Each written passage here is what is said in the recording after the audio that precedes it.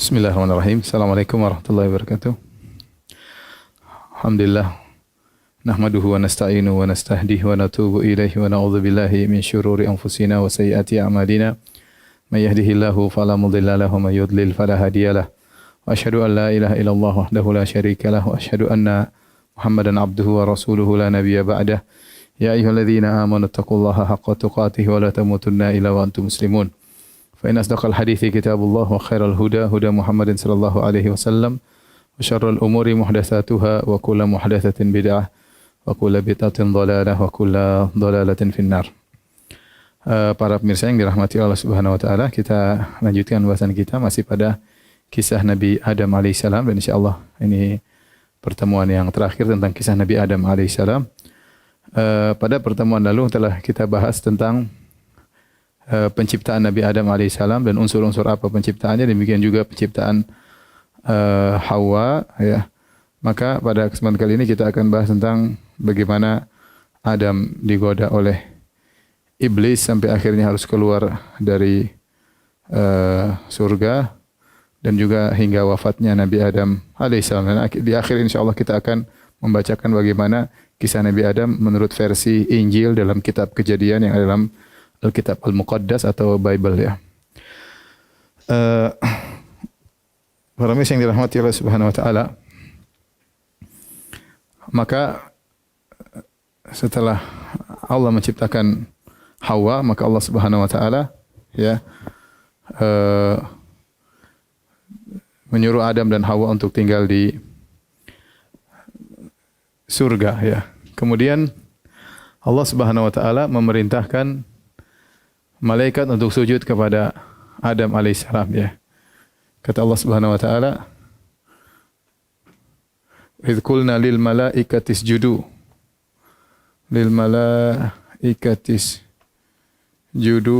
li Adama fasajadu illa iblis aba wastakbara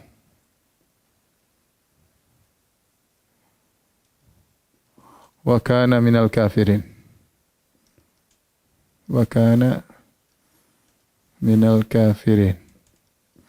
Kata Allah Subhanahu wa taala, tatkala kami berkata kepada malaikat, ya, sujudlah kepada Adam.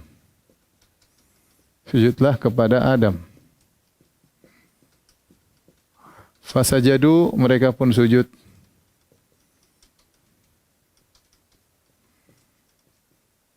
Kecuali iblis.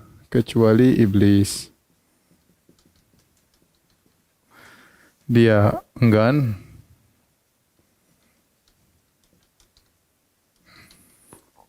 sombong, ya, dan termasuk yang kafir, termasuk golongan kafir.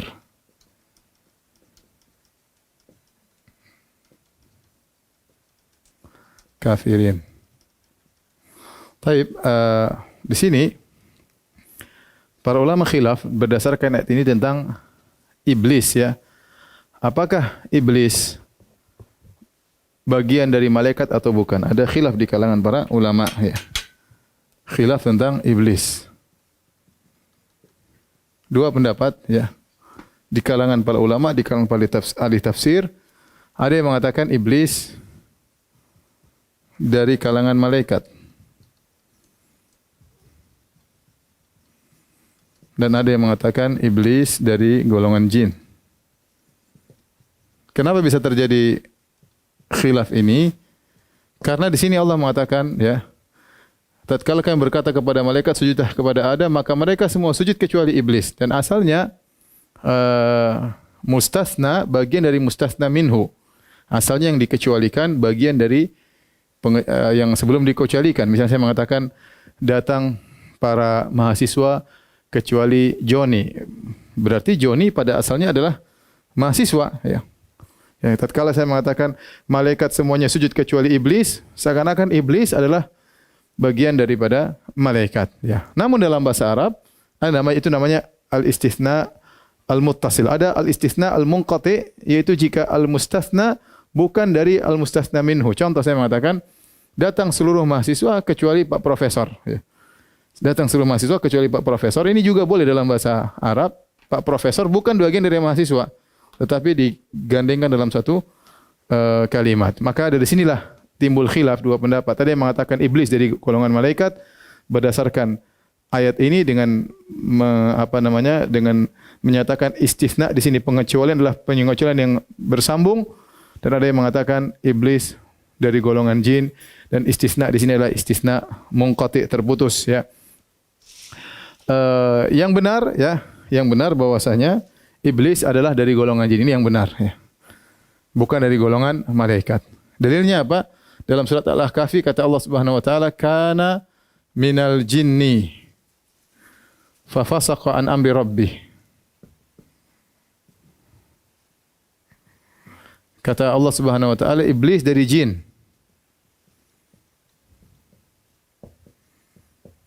Dari jin.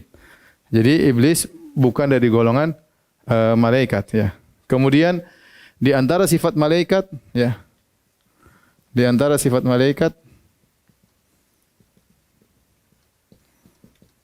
yaitu selalu nurut. Selalu taat ya. La ya'suna ma amarahum, la ya'suna ma amarahum wa yaf'aluna ma yu'marun. Wa yaf'aluna ma yu'marun. Ya, artinya malaikat tidak pernah membangkang terhadap Allah, apa yang Allah perintahkan kepada mereka, dan mereka selalu mengerjakan apa yang mereka diperintahkan. Dan itu bukan sifat jin. Jadi di antara sifat malaikat yaitu selalu taat. Kalau iblis dari golongan malaikat tentu dia harusnya taat. Baik, timbul pertanyaan, kenapa iblis disebutkan dalam rangkaian malaikat ini ya? Kenapa tidak dikatakan tatkala kami berkata kepada malaikat dan iblis, sujudlah. Tapi Allah seakan-akan menghilangkan penyebutan iblis di sini. Tatkala kami berkata kepada malaikat sujudlah, maka sujudlah malaikat kecuali iblis. Kata para ulama, iblis ini ya seakan-akan dalam golongan malaikat. Jadi disebutkannya iblis dalam golongan malaikat, hikmahnya apa? Hikmah iblis disebutkan dalam golongan malaikat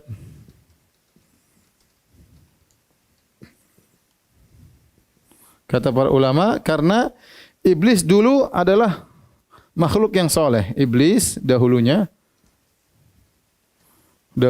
hamba yang soleh. Hamba yang soleh, rajin ibadah dan alim. Saking alimnya iblis dan saking solehnya rajin ibadahnya iblis, maka dia tidak bersama jin-jin yang lain.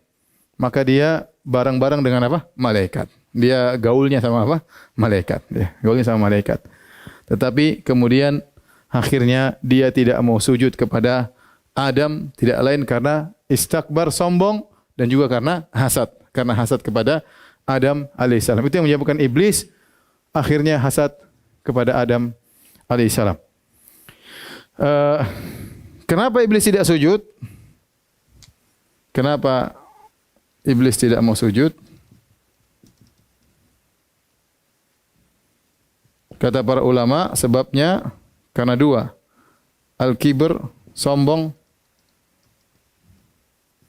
Kemudian al-hasad, dengki. Ini dua sifat yang ada pada iblis menyebabkan dia tidak mau sujud kepada Adam. Sombong, kenapa? Dia mengatakan ana khairun minhu. Kata iblis, ana khairun minhu. Khalaqtani min nar wa khalaqtahu min tin. Aku lebih baik daripada Adam, kau ciptakan aku dari api dan kau ciptakan Adam dari tanah. Menurut iblis, ya, tanah lebih baik dari api, lebih baik daripada tanah. Ini logika iblis. Adapun dengkinya, ya, sebagaimana Allah sebutkan sebagian ahli tafsir seperti Sa'id bin Jubair, ya, Allah berfirman wa ma kuntum ta'lamun, wa ma kuntum taktumun ya. Wa a'lamu ma tubuduna wa ma kuntum taktumun, wa ma kuntum taktumun. Alam aqul lakum, kata Allah, bukankah aku telah kasih tahu kepada kalian, inni a'lamu ghaibas samawati wal ard wa a'lamu ma tubuduna wa ma kuntum taktumun. Kata Allah, aku mengetahui apa yang kalian ungkapkan wahai malaikat, dan aku mengetahui apa yang kalian sembunyikan. Apa yang kalian sembunyikan. Kata Allah, Allah berkata, Allah mengetahui apa yang kalian sembunyikan. Berkata Sa'id bin Jubair, yaitu ma asarrahu iblis fi nafsihi, yaitu apa yang iblis sembunyikan, yaitu apa yang Allah sembunyikan dalam dirinya, yaitu hasad. Itu apa? Hasad. Kenapa hasad? Iblis hasad kepada Adam. Adam ini pemain baru, itu pendatang baru, bukan pemain baru. Pendatang baru datang, tetapi subhanallah Allah berikan dia banyak keistimewaan. Diberikan ilmu, diciptakan oleh Allah dengan kedua tangannya. Ya. Kemudian disuruh malaikat dan iblis untuk sujud kepadanya. Tiba-tiba pendatang baru diberi keistimewaan. Ini dan dia lebih alim daripada malaikat dan iblis dari sisi nama-nama benda. Ya. Iblis tidak tahu, malaikat tidak tahu. Waktu Allah mengatakan ambi'uhum bi asma'ihim. Wahai iblis dan malaikat, kabarkanlah nama benda-benda ini. Mereka tidak bisa jawab. Berarti Adam unggul daripada malaikat dan iblis dari sisi nama-nama benda-benda, maka pendatang baru ini dihasatin oleh iblis. Dan ini penyakit berbahaya kepada para pemirsa, ikhwan dan akhwat yang dirahmati Allah Subhanahu wa taala.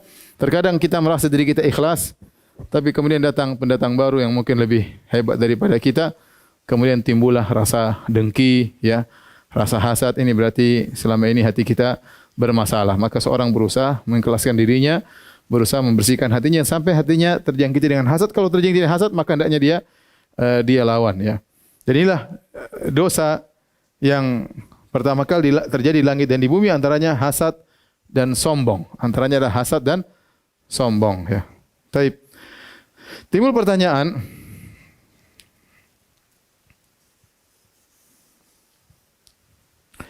di sini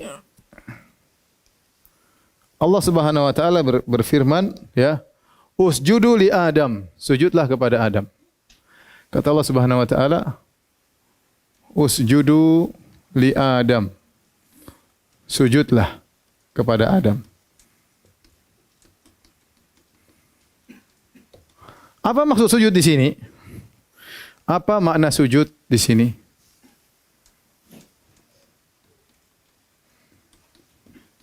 Ada beberapa pendapat, ya. Ada beberapa pendapat. Ada yang mengatakan maksudnya tunduk kepada Adam, menghormati Adam, ya. Namun yang benar, sujud tersebut sujud beneran, ya. Sebagaimana yang kita pahami, sujud ya sujud. Sujud adalah sujud, tetapi sujud ada dua, ya. Sujud ada dua macam. Yang pertama namanya sujud penghormatan. Yang kedua namanya sujud ibadah. Ini sujud at-tahiyyah. Tahiyyah ini sujudul ibadah. Para ulama sepakat yang dimaksud sujud di sini bukan sujud ibadah, ya.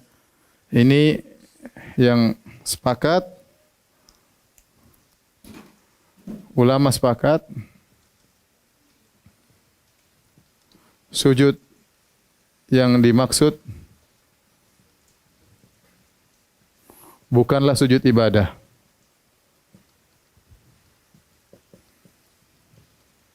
Tapi yang dimaksud adalah sujud tahiyah. Dan sujud tahiyah, sujud penghormatan, ini pernah disyariatkan pada umat-umat terdahulu. Sujud ini, ya, pernah disyariatkan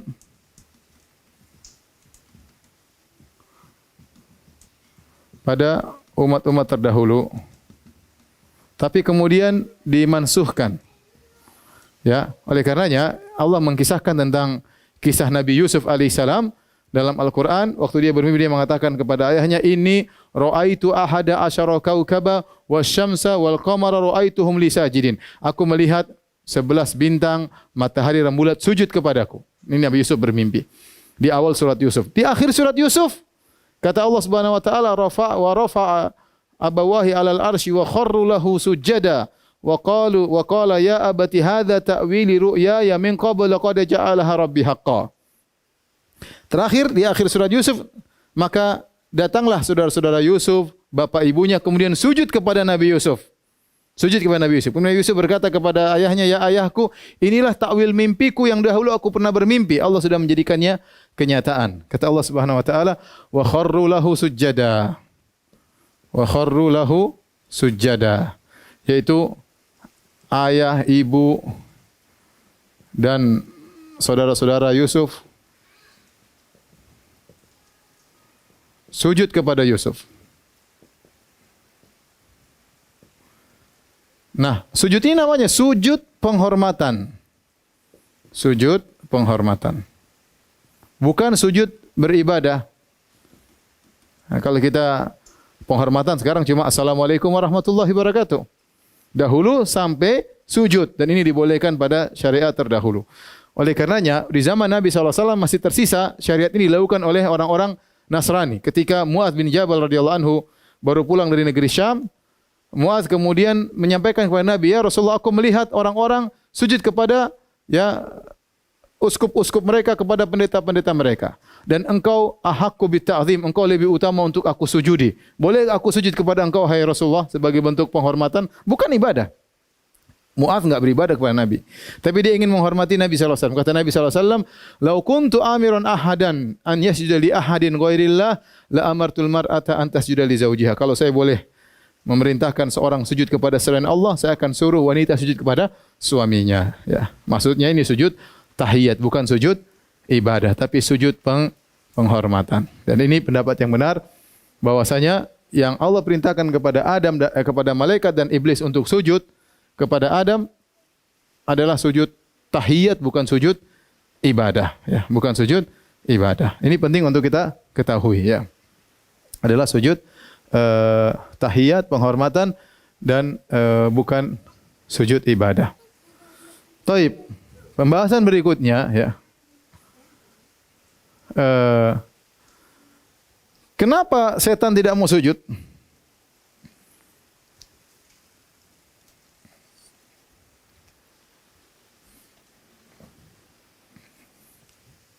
Kenapa iblis tidak mau sujud?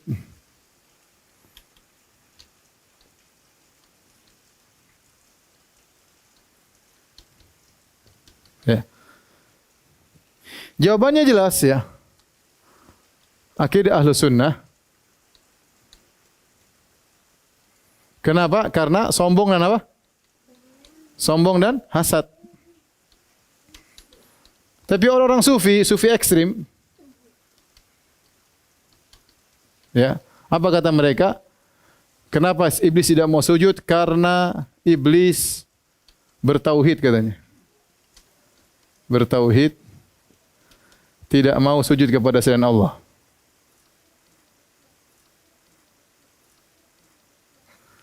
Tidak mau sujud kepada selain Allah. Dan ini sampai ada sebagian mereka seperti Al-Hallaj dalam kitabnya Tawasin, ya, saya baru baca tadi, ya. Dia mengatakan fasahibi wa ustadzi iblis. Kata kawanku dan guruku adalah siapa? Iblis. Kenapa? Dia bilang karena iblis adalah ahli tauhid. Kata dia, la ahad min ahli sama muwahhidun mislu iblis. Kata dia tidak ada seorang pun dari penghuni langit yang bertauhid seperti apa? Iblis. Jadi iblis yang paling apa? Bertauhid. Sampai dia katakan, iblis berkata, saya rela dibakar dengan apinya Allah selama-lamanya, yang penting saya bertauhid. Saya tidak mau sujud kepada Adam. Seakan-akan kalau sujud kepada Adam adalah musyrik, ya. Dan ini perkataan Al-Hallaj, ya. Kemudian juga Abdul Karim Al-Jili juga mengungkapkan seperti itu. Kemudian juga Al-Ghazali dalam Ihya Ulumuddin juga mengisyaratkan, dia mengatakan Allah wa ab'ada iblis min ghairi jarimatin salifah. Kata Al-Ghazali, Allah menjauhkan iblis dari rahmatnya tanpa ada dosa sebelumnya. Dan ini perkataan ya salah ya. Dia mengatakan bagaimana Allah, kata dia, Allah melakukan apa yang Allah kehendaki, wala yubali wala yakhaf, Allah tidak peduli dengan apa yang dia lakukan. Di antara bentuk Allah melakukan apa yang tidak dia pedulikan, Allah menjauhkan iblis dari rahmat Allah, ya, meskipun tidak punya kesalahan sebelumnya. Ini tidak benar. Iblis melakukan kesalahan, tidak mau sujud kepada Adam alaihissalam. Tapi bagaimana bantahan terhadap ini?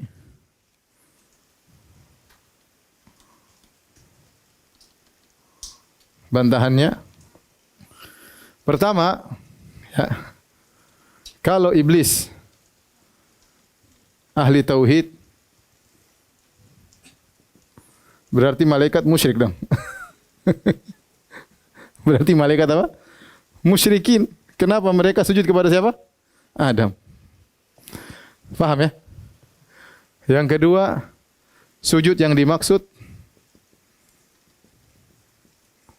bukan sujud apa? Bukan sujud ibadah. Ya. Bahkan ada sebagian mereka mengatakan, "Man lam yata'allam tauhid min iblis fa huwa kafir." Barang siapa yang tidak belajar tauhid dari iblis, maka dia kafir. Subhanallah. Ajib. Sujud ini maksud bukan sujud ibadah, tapi sujud apa? Penghormatan, tahiyah. Jadi tidak ada kaitan dengan ibadah. Yang ketiga, ya, bantahannya, kalau iblis ahli tauhid,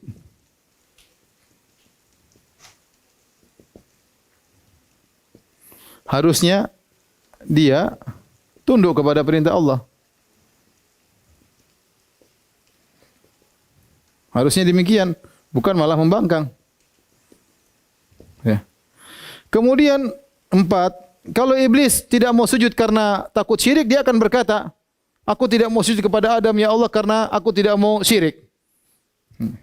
Tetapi ternyata iblis menjelaskan sebab tidak mau sujudnya. Sujudnya dengan berkata, saya lebih baik dari dia. Baik daripada Adam. Engkau ciptakan dengan api dan engkau ciptakan Adam dengan apa? Tanah. Kemudian yang kelima, Allah jelaskan sebabnya. Allah jelaskan sebab iblis membangkang. Kata Allah Subhanahu wa taala, aba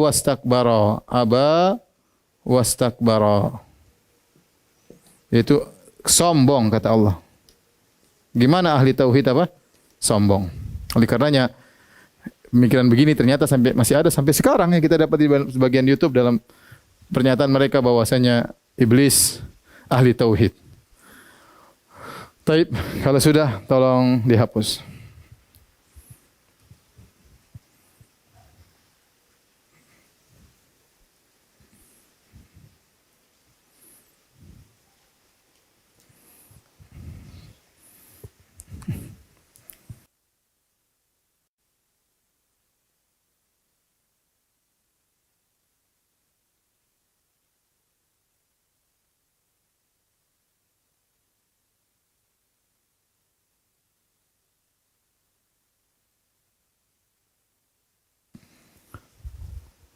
Baik, sekarang kita akan bagaimana membantah iblis.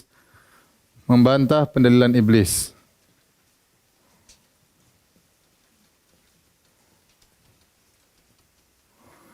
Iblis berdalil dengan kias, ya. Iblis berdalil dengan kias. Kias. Kata dia, aku lebih baik daripada ana khairun minhu. Ana khairun minhu. Jadi kata dia, khalaqtani min nar wa khalaqtahu min tin. khalaqtahu min tin. Kata iblis, kau ciptakan aku dari api. Adam dari tanah. Taib. Kesimpulan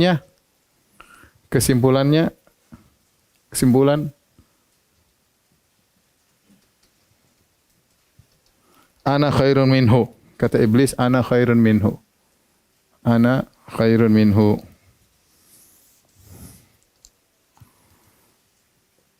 Ana khairun minhu. Yaitu kesimpulannya, iblis lebih baik daripada Adam. Dari Adam. Taib. Kalau kita perhatikan pendalilannya sebenarnya kias. Mana kias? Kias dari, ini kias ya. Kias dari asal penciptaan. Ini adalah asal penciptaan. Asal penciptaan. Asal unsur penciptaan.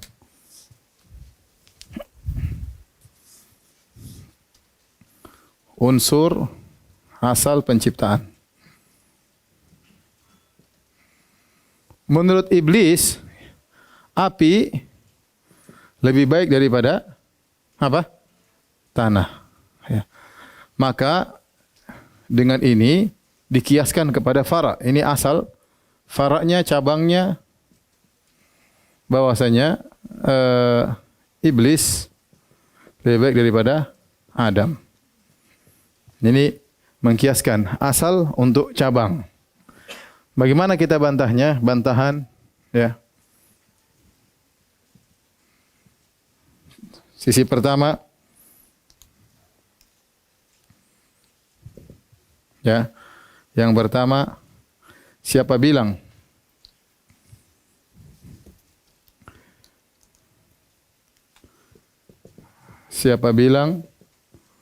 api lebih baik daripada tanah? Justru tanah lebih baik daripada api. Coba, tanah manfaatnya banyak.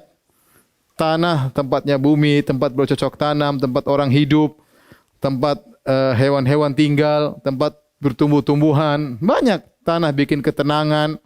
Api apa? Membakar, tidak tidak stabil ya. Kata para ulama, siapa bilang api lebih baik daripada tanah? Tanah lebih baik daripada apa? Daripada api. Oleh karenanya kita bantah daripada asal pengkiasannya ya, bahwasanya kiasnya salah. Yang kedua, bantahan yang kedua. Ya. Kalaupun kias ini benar, kias ini atau analogi ini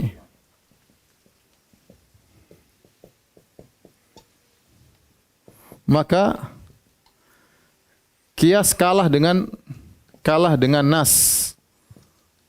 Nas. Dalil yang tegas. Dalam hal ini perintah Allah untuk sujud.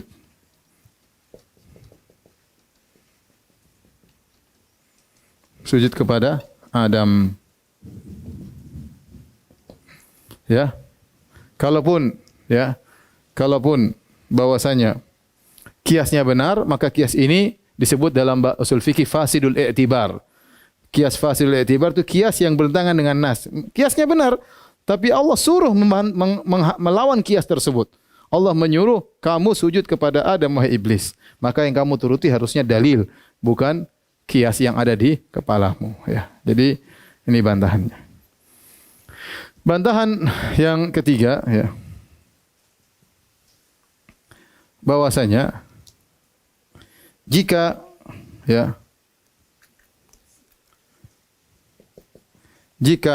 asal lebih baik, belum tentu cabang lebih baik pula. Apalagi yang Allah nilai bukan asalnya, bukan pokoknya, tapi cabangnya. Taib. Misalnya saya kasih gambaran, ada A dan B. Mereka, si A mengatakan lebih baik daripada kamu. Kenapa kamu lebih baik? Karena bapakku ustadz. B, bapakmu dulu bukan ustadz. Karena bapakku ustadz, bapakmu bukan ustadz, berarti saya lebih baik daripada kamu. Kita bilang tidak harus. Taib, bapakmu lebih baik daripada bapaknya, tapi kamu belum tentu lebih baik daripada dia. Paham? Taruhlah benar bahwasanya api lebih baik daripada apa? Tanah. Tapi yang Allah nilai bukan asalnya, yang Allah sedang jadikan perbandingan antara iblisnya dan Adamnya. Antara hasilnya, ya. Dan Adam lebih baik daripada iblis. Kenapa Adam diajarkan ilmu? Makanya Allah ajarkan nama-nama seluruhnya, dan ternyata iblis dan malaikat tidak mampu untuk mengetahui nama-nama tersebut, ya. Maka ini diantara bantahan terhadap iblis. Jadi kalau antum ketemu iblis, antum bantah iblis, ya.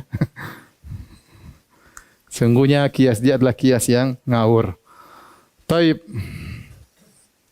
Karena iblis tidak mau sujud kepada Adam, akhirnya iblis divonis. Ini halaman 1, ya. Halaman 2. Ya. Akhirnya iblis divonis masuk neraka.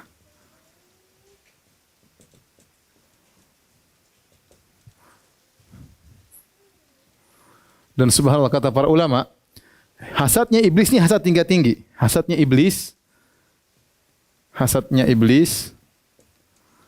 hasad tingkat tinggi. Kenapa bisa demikian? Karena kebanyakan orang kalau hasad, dia berusaha menggantikan posisi orang dia hasati. Misalnya ada orang hasad sama direkturnya, maka dia berharap direktur tersebut dilengserkan atau dipecat, kemudian dia yang menggantikannya. Kebanyakan orang hasad seperti itu. Ada orang hasad sama temannya istrinya cantik. Dia pingin temannya tersebut mati biar dia ganti temannya untuk menikahi wanita tersebut. Hasad. Itu hasad kebanyakan orang seperti itu. Ada satu orang kaya, dia pingin dia yang kaya menggantikan posisi orang tersebut. Ini hasad kebanyakan orang seperti itu. Tapi hasadnya iblis tidak. Hasadnya iblis, dia bukan ingin menggantikan posisi Adam di surga, tapi dia ingin Adam sama-sama masuk neraka dengan dia. Ya, dia tidak mengatakan saya yang dihormati, saya yang disujudi, enggak. Dia ingin dia divonis masuk neraka, dia tidak peduli. Yang penting Adam dan keturunannya juga masuk apa? Masuk neraka. Ini hasad yang paling jelek. Dan ada sebenarnya orang seperti itu. Dia miskin, dia ingin orang kaya itu miskin seperti dia. Bukan dia yang ingin kaya seperti orang kaya tersebut, tapi dia ingin orang kaya tersebut miskin seperti dia. Ini hasad yang paling buruk. Tingkatan tertinggi adalah hasadnya iblis. Taib. Akhirnya, ya, iblis minta ditangguhkan umurnya, kematiannya, agar menggoda Adam. Untuk menggoda Adam, Allah Subhanahu wa taala berfirman, ya.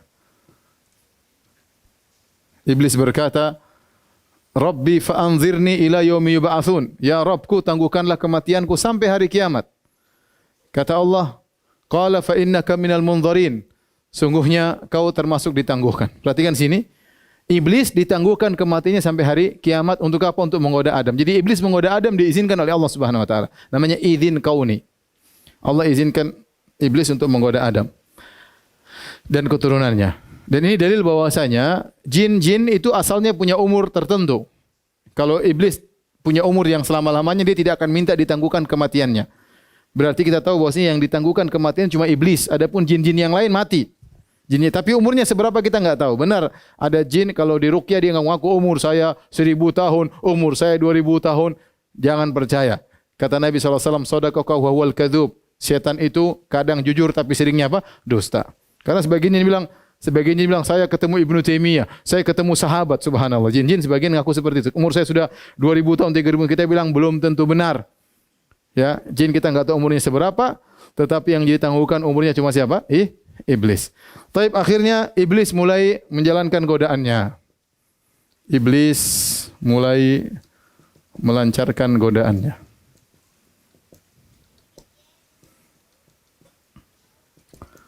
Perhatikan, Allah Subhanahu wa taala sudah memperingatkan Adam. Allah memperingatkan Adam, hati-hati dengan iblis. Allah peringatkan Adam. Dalam beberapa ayat Allah sebutkan, di antaranya kata Allah Subhanahu wa taala, "Inna hadza aduwwul laka wa li zaujika fala yukhrijannakuma minal jannati fatashqa." Wahai Adam, hati-hati, iblis adalah musuhmu dan musuh istrimu. Maka jangan sampai dia mengeluarkan kalian berdua dari surga, maka kau akan sengsara. Allah sudah ingatkan. Jadi Allah ingatkan akan bahaya iblis. Allah ingatkan akan bahaya iblis. Bahaya iblis. Kata Allah, "Fala yukhrijannakuma minal jannati fatashqa." Dalam surat Toha, jangan sampai iblis mengeluarkan kalian berdua dari surga, maka kau akan sengsara. Kemudian di antaranya Allah larang mendekati pohon, ya. Kata Allah, "Ya Adam uskun anta wa zawjukal jannata fakula ragadan haitsu syi'tuma wa la taqraba hadhihi syajarah wa la taqraba hadhihi syajarata fatakuna minadh dhalimin."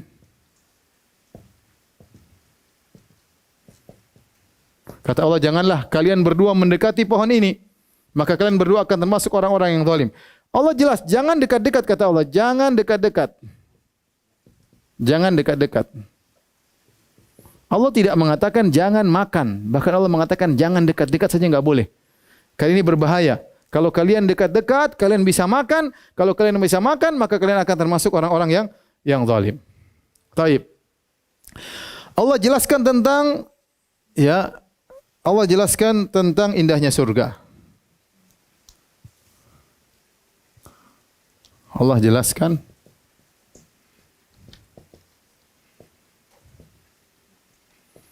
indahnya surga. Kata Allah Subhanahu wa taala, "Innalaka alla tajua fiha." Kata Allah, innalaka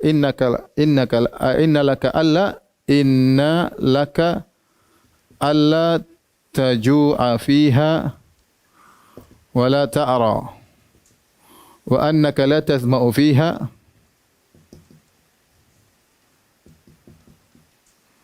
wa la tadha. Kata Allah Subhanahu wa taala, perhatikan, sungguhnya kau tidak akan lapar, tidak akan lapar. Di surga kau tidak akan lapar dan kau tidak akan telanjang. Kau tidak akan haus, kau tidak akan kepanasan. Perhatikan di sini Allah sebutkan ada 4 perkara. Pertama, tidak lapar. Yang kedua, tidak telanjang. Yang ketiga, tidak haus. Yang keempat, tidak kepanasan. Tapi Allah tidak bilang kau tidak akan mati. Perhatikan. Tapi Allah tidak bilang kau tidak akan mati. Dari poin inilah iblis menggoda Adam, kau tidak akan mati. Allah tidak mengatakan kau tidak akan mati. Maka cara iblis menggoda Adam. Kita masuk pada pembahasan berikutnya, ya.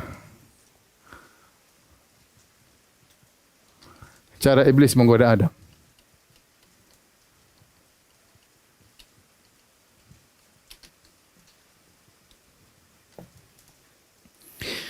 Ada metode yang dilakukan oleh iblis. Yang pertama, kata Allah, fawaswasa ilaihi syaitan. Ya. Pertama, kata Allah, fawaswasa ilaihi syaitan.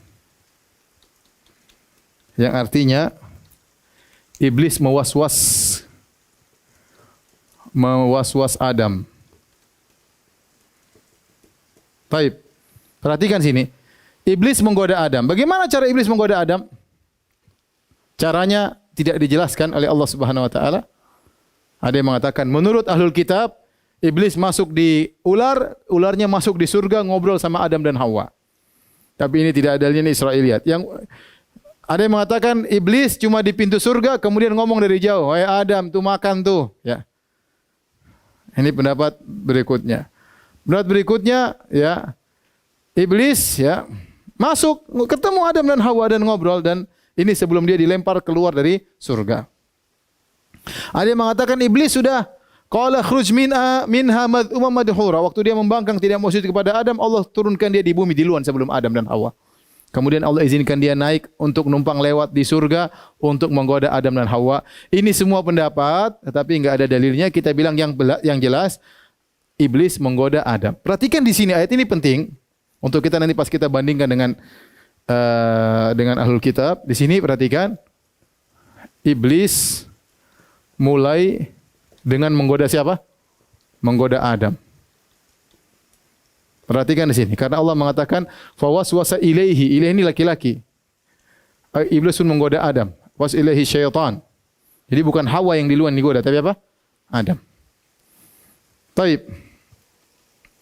Yang berikutnya metode iblis adalah melihat pada poin yang tidak disebutkan oleh Allah. Oleh Allah dan paling disenangi oleh Adam, yaitu kekal, ya. Makanya kata iblis, hal adulluka ala sajaratil khuldi wa mulkil la yabla. Kata iblis, hal adulluka ala syajaratil khuldi wal mulki la yabla. Maukah aku tunjukkan kepada engkau? Maukah aku tunjukkan kepadamu pohon abadi dan kerajaan yang tidak akan sirna. Di sini perhatikan, Allah tidak mengatakan kau tidak akan mati, ya. Dan Allah tidak menyebutkan surga tersebut akan abadi. Dua-dua. Allah tidak menyebutkan Adam abadi, Allah tidak menyebutkan surga abadi. Maka dari poin inilah iblis goda dari sisi engkau bisa abadi dan kerajaanmu juga bisa abadi. Sini apa? Engkau abadi Adam, dan kedua surgamu juga abadi. Subhanallah. Dalam ayat yang lain kata iblis, qala ma nahakuma an hadhihi syajar an tilkuma syajarati illa an takuna malakaini aw takuna minal khalidin.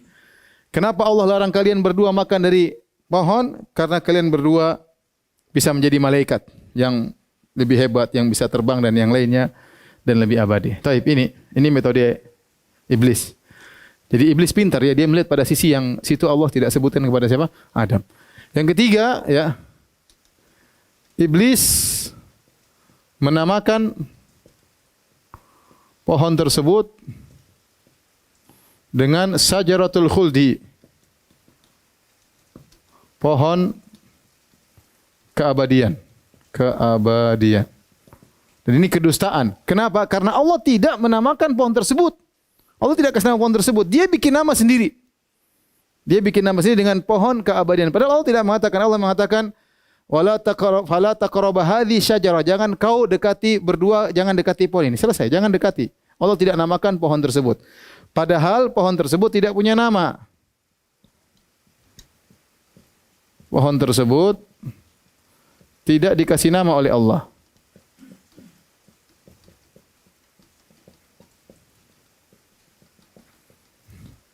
Jadi iblis dusta. Kemudian yang berikutnya, iblis bersumpah. Kata Allah, wa qasamahuma.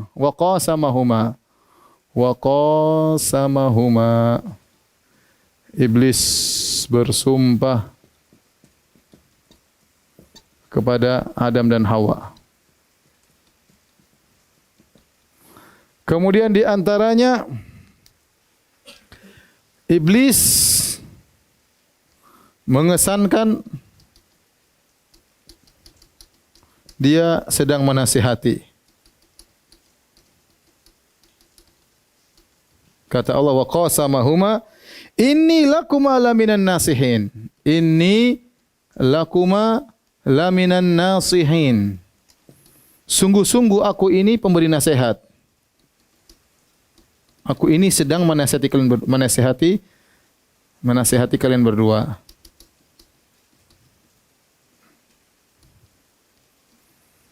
Ini ada berapa metode? Lihat. 1, 2, 3, 4, 5. Ya, Adam digoda dengan cara begini, akhirnya Adam dan Hawa terpedaya. Adam dan Hawa terpedaya. Kenapa Adam akhirnya tergoda? Kata para ulama di antaranya Ibnul Qayyim rahimahullah, Adam husnuzon kepada iblis. Taib, timbul pertanyaan, kenapa Adam tergoda?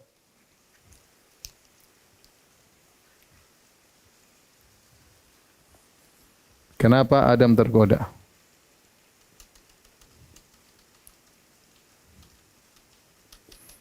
Ada sebab, banyak sebab. Pertama, ya Adam belum berpengalaman digoda.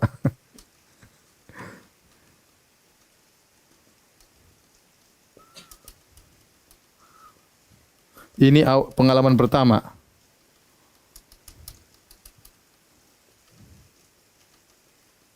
Yang kedua, yang goda langsung gembongnya.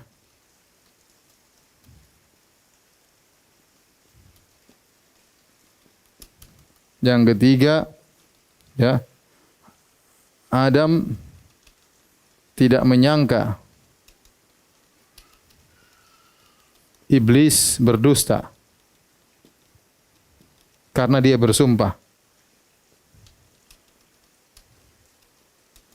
Ya, kata Ibnu Qayyim mungkin Adam husnuzon, kali ini mungkin iblis benar. Padahal kita lihat Allah sudah ingatkan sebelumnya. Ya. Inna hadza aduwwun laka wa li zaujik, wahai iblis, sungguhnya ini adalah musuhmu dan musuh istrimu. Fala yukhrijannakuma minal jannati fatashqa. Jangan sampai dia keluarkan kalian berdua dari surga maka kalian akan sengsara. Ya. Kemudian ya, yang keempat kata sebagian ulama, ya, ada menimbang maslahatnya lebih besar. Ya, melanggar tapi jadi kekal. Maslahatnya apa? Lebih besar daripada pelanggaran. Daripada pelanggaran.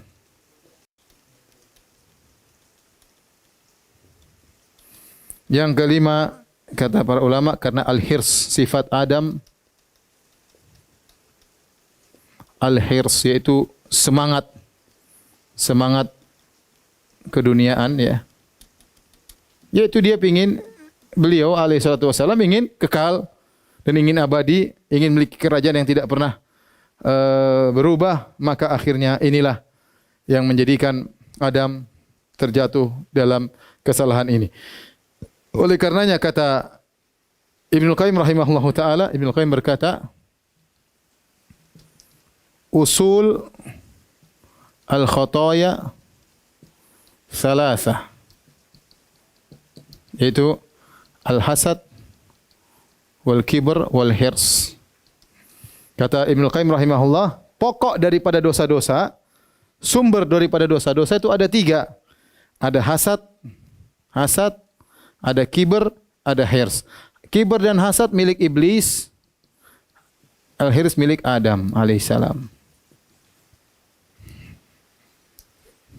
Ya, jadi sampai Ibnu Qayyim mengatakan barang siapa yang bisa menyelamatkan dirinya daripada 3 ini, daripada hasad, kibr dan hirs, maka dia akan selamat dari banyak kemaksiatan. Kenapa? Al-hasad, al-kibr mengantarkan kepada kekufuran. Al-hirs mengatakan pada maksiat.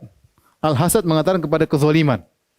Maka 3 perkara ini kalau orang bisa bersihkan dirinya daripada 3 ini, jangan sombong, jangan hasad, jangan terlalu semangat ngoyo cari dunia, ya, maka dia akan selamat dari banyak dosa, karena inilah 3 asal daripada dosa-dosa.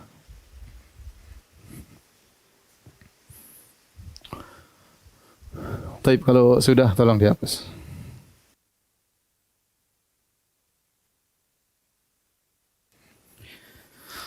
Baik, para pemirsa yang dirahmati Allah Subhanahu wa taala, ya.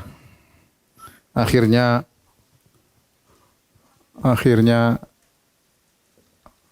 Adam dan Hawa makan.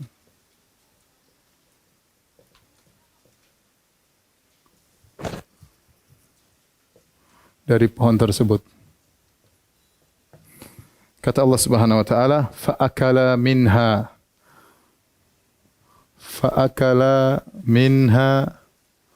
fabadat lahuma sawatuhuma wa tafiqa yakhsifani 'alaihima min waraqil jannah. Kata Allah Subhanahu wa taala, keduanya makan. Keduanya ini siapa?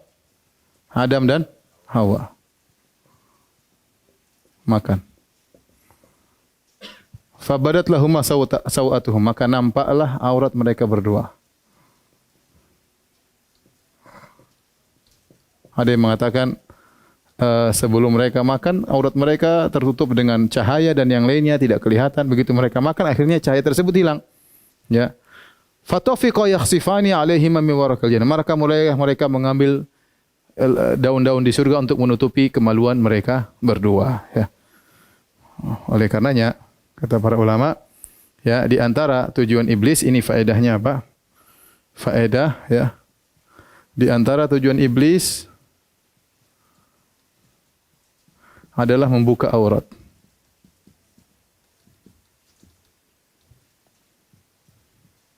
Ya. Allah berfirman dalam surat Al-A'raf, "Ya bani Adam, la yaftinannakumus syaitanu kama akhraja abawaykum minal jannah yanzi'u anhuma libasahuma liyuriyahuma sawatihima." Wahai anak-anak Adam, ya. Janganlah sampai kalian terfitnah oleh syaitan sebagaimana iblis telah menggoda kedua orang tua kalian, Adam dan Hawa. Yanzi'u anhuma libasahuma, yang iblis akhirnya mencabut pakaian mereka berdua, liyuriyahuma sawatihima, agar menampakkan aurat mereka. Oleh karenanya ini sekarang propaganda iblis banyak agar orang membuka auratnya. Dibuatlah gambaran bahwasanya orang yang semakin membuka aurat semakin modern. Semakin tipis pakaiannya semakin apa? Modern. Itu propaganda termakan di negara-negara barat, negara kafir. Orang yang pakai tutupan lengkap pakai disebut dengan apa? Primitif. Primitif, ya. Padahal kita tahu sebaliknya, justru kalau kita bilang orang tinggal di primitif enggak pakai baju. Ya, sampai sekarang orang tinggal di hutan-hutan, badui-badui, mereka tidak pakai baju. Kalau mereka sudah modern baru mereka pakai baju. Itu sudah hal yang jelas. Sebaliknya ingin diputar oleh iblis, dipropagandakan. Justru sebaliknya, kata iblis, yang pakai tutupan banyak itu yang mutakhallif, yaitu yang terbelakang. Yang buka-bukaan itu yang modern. Padahal itu propaganda iblis. Taib. Setelah Adam dan Hawa makan, maka Adam dan Hawa pun sadar. Mereka berdua pun bertobat.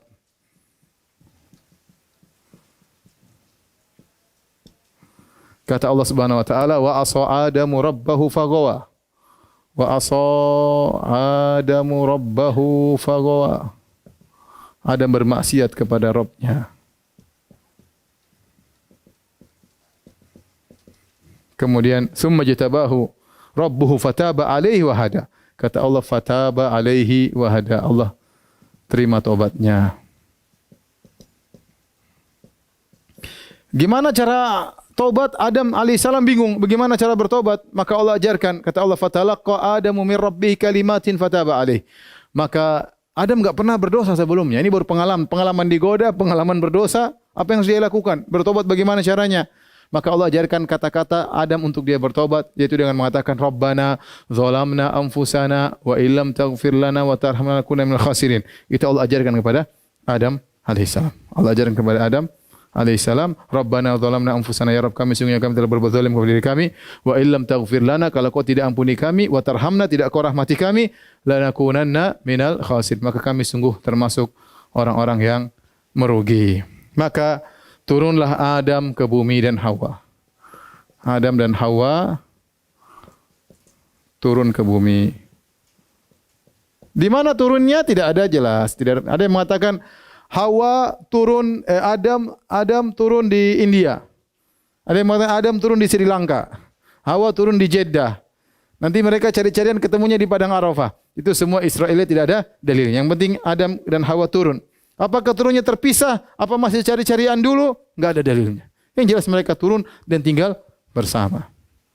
Tinggal bersama, maka fatashqa, kata Allah, Adam repot. Kata Allah, fatashqa, engkau yang repot. Dan ini isyarat kata para ulama, yang cari nafkah adalah Adam, Hawa istrinya.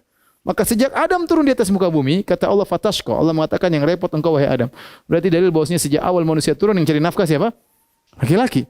Yang cari nafkah Adam, sejak awal sudah cari nafkah. Ya, istrinya di rumah, ya, sejak awal. Kemudian Adam pun tinggal, ya, sampai umurnya Adam tinggal hingga usia 960 tahun. Kemudian beliau meninggal. Dalilnya apa? Dalilnya ketika Adam alaihissalam di pundaknya diusap oleh Allah Subhanahu wa taala, kemudian Allah menampakkan tentang anak-anak keturunan Adam. Adam melihat semuanya. Ini anak keturunanmu. Tiba-tiba Adam terpesona dengan seorang anak keturunannya, kelihatannya lain, beda, menakjubkan. Maka Adam bertanya, ini siapa ya Rabb? Kata Allah, ini Daud alaihissalam. Kata Allah, berapa umur Daud? Kata Adam, berapa umur Daud? Kata Allah, 60 tahun. Adam kasihan, umur Daud cuma 60 tahun. Kata Adam, ya Rabbku, berikan kepada dia 40 dari umurku, biar genap 100. Maka diambillah Adam, harusnya umurnya 1000. Diambil 40, buat siapa Nabi? Daud alaihissalam. Sehingga umur Adam menjadi 960 tahun. Begitu umur Adam 960 tahun, malaikat maut datang, ingin mencabut nyawa Adam. Kata Adam, belum saatnya. Masih ada 40 tahun. Kata malaikat, bukankah kau sudah kasih kepada putramu Daud? Kata Adam, enggak, saya enggak pernah kasih. Subhanallah. Kata Nabi SAW, ya, wajahada Adam, wajahadat zurriyatuhu. Adam mengingkari, anak-anak keturunannya pun mengingkari. Wa nasiya Adam lupa, wa nasiyat dzurriyyatuhu, anak keturunan juga apa? Lupa. Ya. Dan itulah. Jadi Adam lupa, lama 960 tahun kemudian lupa, wajar ya. Ya, maka Adam pun meninggal. Di sini dalam sebagian riwayat, maka datanglah malaikat, waktu Adam mau meninggal, malaikat datang, kemudian malaikat mengambil jasad Adam, malaikat memandikan jasad Adam, malaikat mengkafankan jasad Adam, kemudian malaikat mengkuburkan Adam alaihissalam. Di mana daerah kuburannya tidak ada yang tahu, Allah alam. Ada yang mengatakan di India tempat dia turun, ada yang mengatakan di Jeddah, ada yang mengatakan di mana, enggak ada dalilnya semuanya. Yang jelas Adam dikubur oleh malaikat, ya, dan diikuti oleh anak keturunan Adam alaihissalam. Itulah ya kira-kira ya kisah Adam menurut versi Islam. Sekarang saya ingin menyampaikan di akhir pembahasan kita kisah Adam menurut versi Injil. Buka ya, kalau bawa Injil silakan buka Alkitab Perjanjian Lama, Kejadian 3. Judulnya manusia jatuh ke dalam dosa. Perhatikan ya. Ayat pertama, Kejadian 3 ayat pertama. Adapun ular ialah yang paling cerdik dari segala binatang di darat. Kata Injil, ular adalah binatang yang paling cerdik. Menurut kita enggak ya. Masih ada banyak hewan yang lebih cerdik daripada ular. Yang dijadikan oleh Tuhan Allah. Ular itu berkata kepada perempuan itu. Di sini ular pertama kali menggoda Hawa. Jadi ular pertama kali menggoda apa? Hawa. Dalam Al-Quran tidak.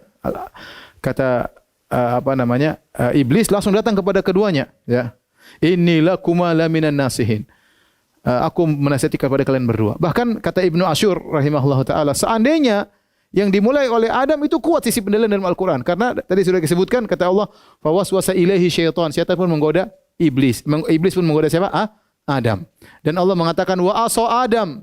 Allah tidak mengatakan, wa aso Adam wa Hawa. Allah mengatakan Adam yang bermaksiat.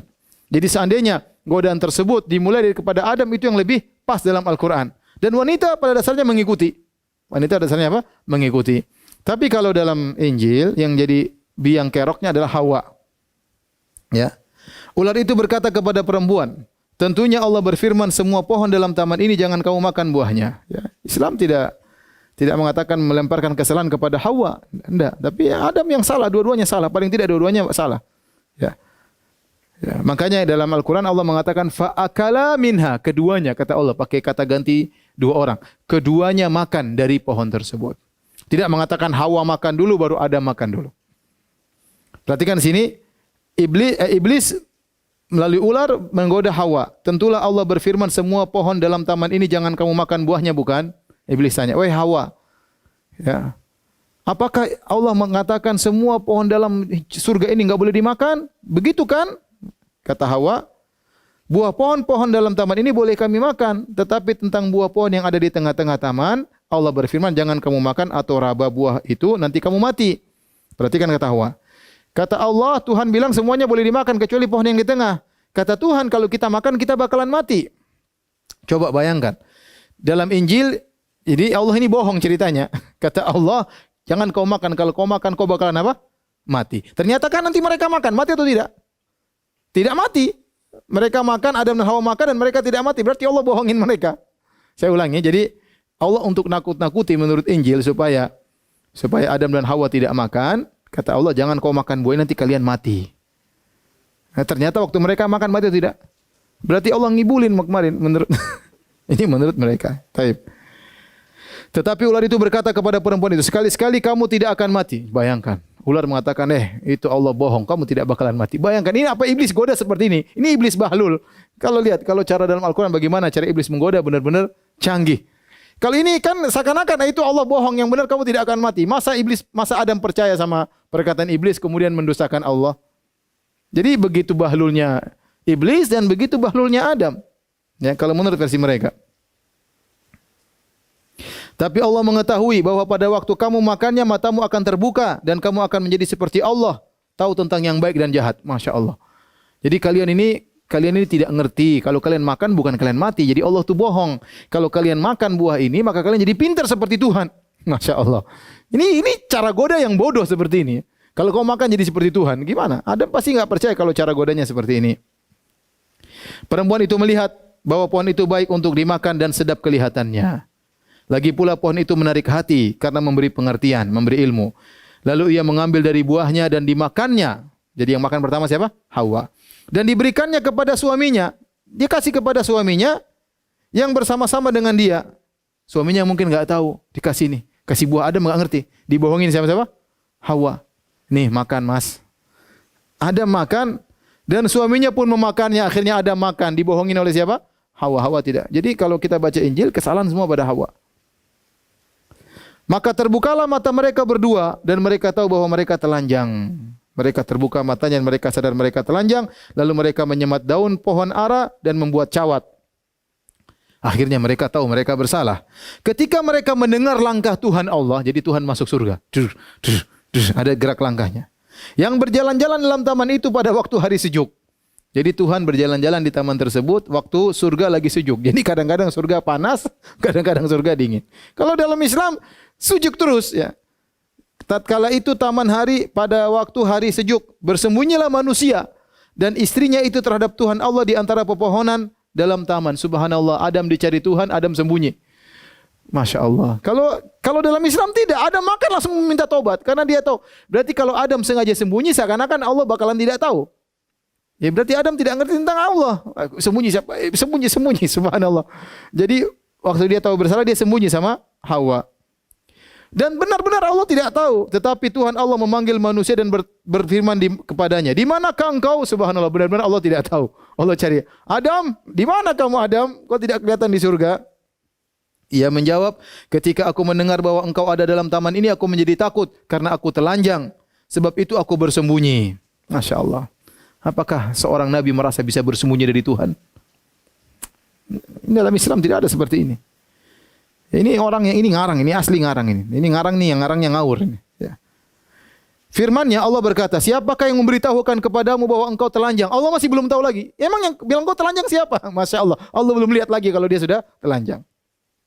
Apakah engkau makan dari buah pohon yang kularang? Allah masih tanya lagi. Apakah kau sudah makan buah yang terlarang? Kalau dalam Al-Quran tidak. Ya. Tiba-tiba Adam berbuat makan, Allah mengatakan, alam anhakuma antilkuma syajarah. Bukankah saya sudah larang? Allah tidak tanya-tanya, kamu di mana? Sudah makan belum? Allah langsung tahu kalau dalam Al-Quran. Tapi dalam Injil Allah masih tanya, kamu di mana? Benar telanjang. Siapa yang bilang kau telanjang? Emang kau makan? Masya Allah, banyak pertanyaan. Menunjukkan Allah tidak tahu. Adam menjawab, perempuan yang kau tempatkan di sisiku lah, dialah yang memberi dari pohon buah itu kepadaku, maka aku makan. Bayangkan. Ini Adam melemparkan, mengkambing hitamkan Hawa seluruhnya. Ya Allah, ini perempuan yang kau kasih sama saya, ini yang kasih saya makan. Jadi subhanallah. Seakan-akan Adam tidak bersalah. Yang salah semua apa? Hawa, ya. Kemudian berfirmanlah Tuhan Allah kepada perempuan itu, apa yang telah kau perbuat ini? Jawab perempuan itu, ular itu yang memperdayakan aku, maka aku makan. Itu iblis, ular yang memperdayakan aku. Lalu berfirmanlah Tuhan Allah kepada ular itu, karena engkau berbuat demikian, terkutuklah engkau di antara segala ternak dan di antara segala binatang hutan. Dengan perut mula engkau akan menjalar dan debu tanahlah akan kau makan seumur hidupmu. Ya, tadinya ular itu berdiri tegak, gara-gara dia kurang ajar, akhirnya turun di bumi jadi apa? Berjalan melata. Aku akan mengadakan permusuhan antara engkau dan perempuan ini, antara keturunan-keturunannya. Jadi Allah bilang akan ada permusuhan antara keturunan ular sama keturunan Hawa. Keturunannya akan meremukkan kepalamu dan engkau akan meremukkan tumitnya. Allah berfirman, susah payahmu waktu mengandung akan kubuat sangat banyak. Gara-gara Hawa ini bersalah, akhirnya Allah hukum, jadi dia kalau hamil susah, ya. Melahirkan susah. Harusnya itu gampang, tapi gara-gara dia telah berdosa di surga. Dengan kesakitan engkau akan melahirkan anakmu, namun engkau akan birahi kepada suamimu. Alhamdulillah, ya. Gara-gara dia berdosa, dia berbirahi kepada suaminya. Dan ia akan berkuasa atasmu dan suamimu akan menguasaimu. Taib, inilah kira-kira ya sisi Nabi Adam menurut Alkitab, sungguh jauh dengan apa yang ada dalam Al-Quran Al-Karim, di mana Allah menjelaskan dengan begitu cerita yang begitu bagus, yang begitu rapi dan indah. Adapun dalam Alkitab tadi kita lihat isinya tidak benar, ya, dengan berbagai banyak kesalahan, ya.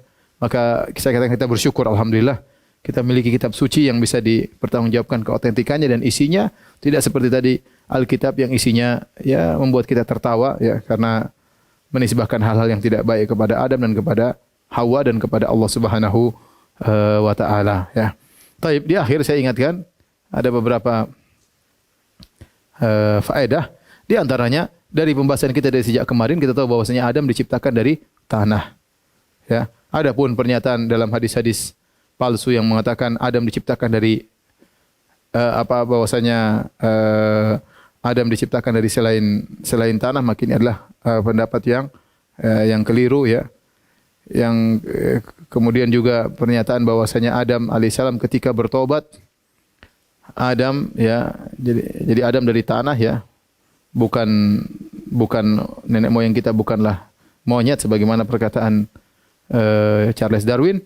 Kemudian di antara faedahnya bahwasanya Adam alaihissalam ketika dia bertobat, dia tinggal bertobat dengan mengatakan Rabbana zalamna anfusana. Adapun hadis dhaif yang mengatakan bahwasanya Adam ketika dia bertobat dia bertawassul dengan jah Muhammad, ini hadisnya dhaif. Demikian juga dalam sebagai riwayat Adam bertawassul untuk bertobat kepada Allah dengan haknya Fatimah, Ali dan Hasan dan Husain. Ini hadis-hadis yang dibawa oleh orang Syiah.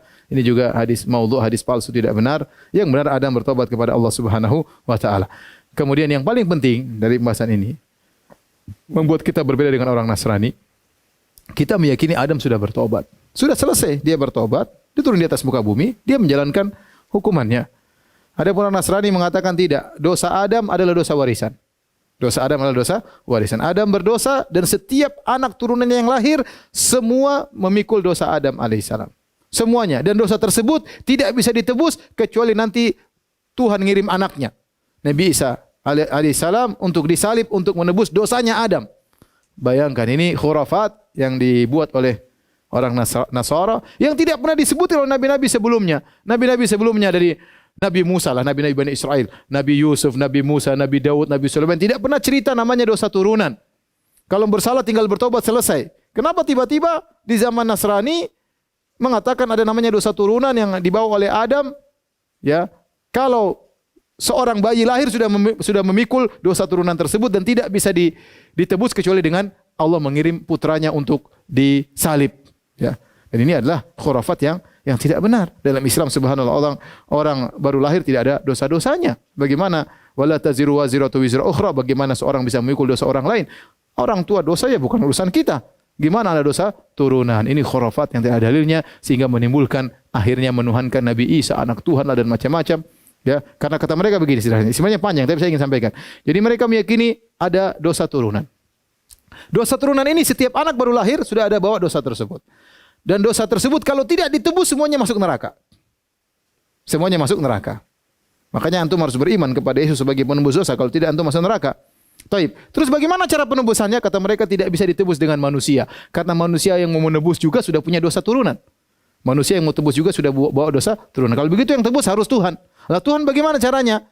Nah, Tuhan caranya harus dengan mentransfer apanya sehingga muncullah anak Tuhan. Ya, tapi dibantah oleh para ulama. Nah, waktu kata mereka rohnya Isa waktu masuk di Maryam, Maryam kan juga manusia. Bukankah Maryam waktu lahir sudah bawa dosa turunan juga? Jadi tetap saja tidak bisa suci. Kata mereka harus ada madah, ada unsur yang suci yang bisa menebus dosa turunan tersebut, harus dari Tuhan langsung. Nah, bukankah Tuhan tersebut mampir ke dalam rahimnya Maryam, Isa bin Maryam 9 bulan? Bukankah dia bercampur dengan zat yang ada dosanya? Kalau gitu ngomong kosong aja ya.